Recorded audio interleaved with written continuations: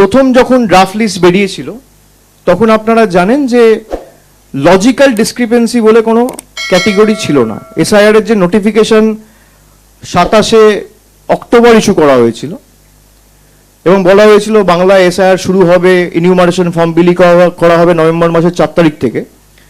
সেখানে লজিক্যাল ডিসক্রিপেন্সির কোনো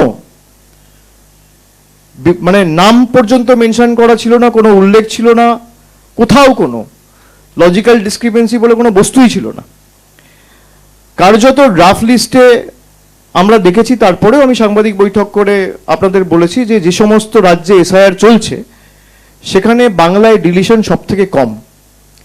এবং যেহেতু বিজেপি নেতারা প্রথম থেকে একটা টার্গেট দিয়ে দিয়েছে, কেউ বলেছে 1 কোটি নাম বাদ যাবে, কেউ বলেছে 1.5 কোটি নাম বাদ যাবে, কেউ বলেছে 1,20,00,000 নাম বাদ যাবে, তাই সেই টার্গেট পূরণের লক্ষ্যে জোর জবরদস্তি, এবং অন্যান্য কোনো রাজ্যে এটা হয়নি, একমাত্র বাংলার ক্ষেত্রে এরা লজিক্যাল ডিসক্রিপেন্সি বলে একটা বস্তু রাতারাতি তৈরি করলো। তৈরি করে 1,20,00,000 মানুষকে লজিক্যাল ডিসক্রিপেন্সির নামে ঢুকিয়ে দিল।